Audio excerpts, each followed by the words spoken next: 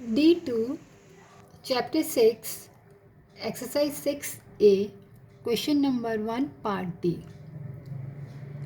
यहाँ पर हम एल्जेब्रिक फ्रैक्शन सॉल्व कर रहे हैं।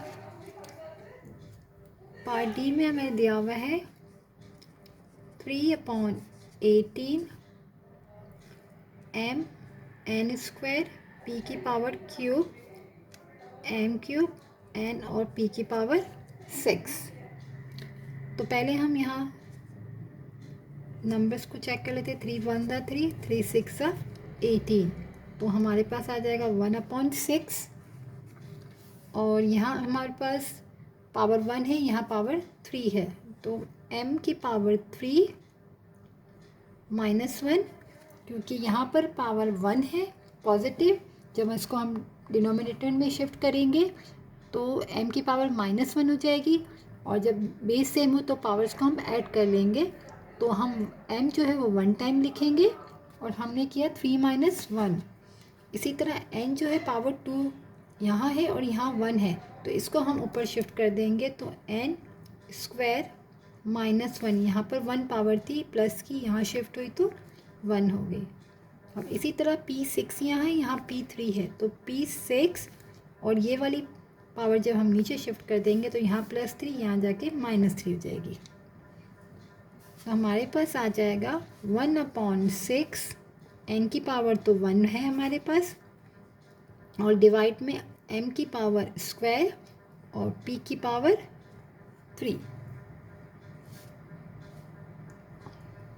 n m स्क्वायर और p की पावर 3। और अगर हम यूँ लिखते हैं तो 1/6 n divided m square p की पावर क्यूब। और अगर हम एक साथ मल्टीप्लाई करके लिखेंगे तो बात सेम है। अगर यूँ लिखना चाहे यूँ लिखे, यहाँ जब हम मिला के लिखेंगे तो 1 तो 1 मल्टीप्लाई होके, तो इसको वापस से लिखने की नीड नहीं है। तो n/6 m की पावर 2 और p की पावर क्यूब आंसर। पार्ट ई में हमें दिया है 15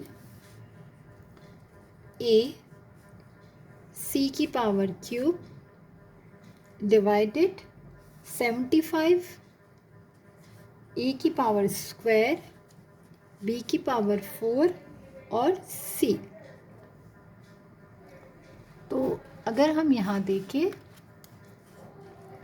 तो 15/75, 5 3s 15 और 5 15s 75, 3 1s 3, 3 5s 15।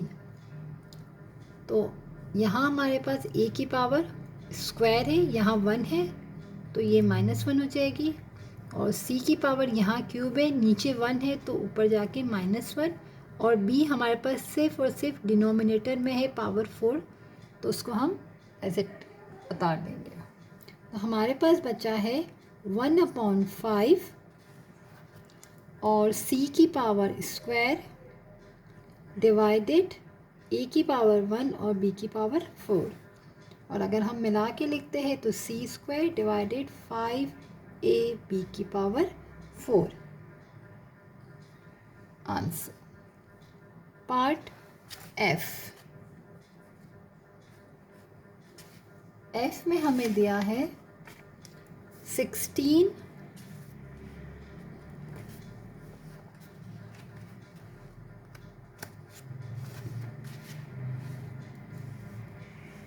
x y की पावर क्यूब z डिवाइडेड 64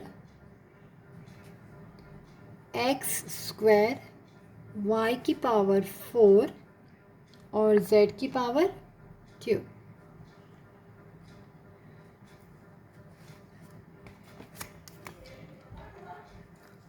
(16/64) तो 16 1s 16 और 16 4s।